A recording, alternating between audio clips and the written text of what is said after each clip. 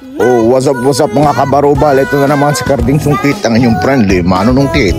Oh, kape ba ang hanap nyo? Tara, sumama kayo sa akin, hindi tayo sa sosyalan pupunta. At makailang sandali nga lamang po, nandito na agad tayo sa ating location. Napakaganda at napakasosyal ng ating pupuntahan. Ito po ang Starbucks Roastery Reserve dito po sa Milan, Italy. Total! Kung ikaw naman ay coffee lover at talagang mahilig ko sa kape, o minsan naman ay nagpapanggap ka lamang na mahilig at gusto mo lang pumorma at manghanting ng chicks, sabay pumarinig ka na rin bata.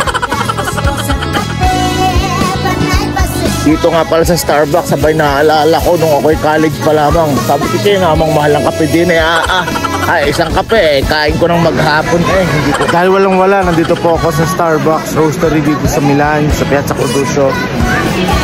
Ito po Starbucks na roastery. Dahil walang wala, dito tayo magkakape. Walang wala. Ay kayo namang laki ng gilingan ng kapeng aray kahit siguro 10 sako'y kasya din Isa ka rin ba sa mga nagpapanggap o mga pasosyal na kape ng kape na pag uwi naman ay instant noodles na ang kakainin? Kung di naman instant noodles ay pancit canton. Aba, tikil-tikilan nyo ng bisyong masanang iyan.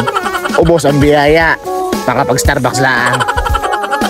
Baya akalain mo napakasosyal ng kape din kung takalin ay napakamahal. Naalala ko sa amin sa Batangas, pinatutuyo lang namin na rin okay, bibili mo sa palengke kay namang mura lamang. Aba, pag gini ka bumili ng kape, baka ikilag na tayo.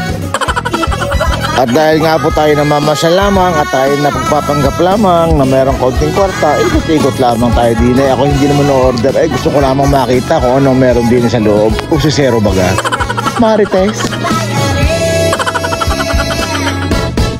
Napakaganda naman nga din sa loob. Ang lakas makasosyal. Pag ikinandin sa loob, feeling ko ako'y milyonaryo din kagaya ng mga ay sarap buhay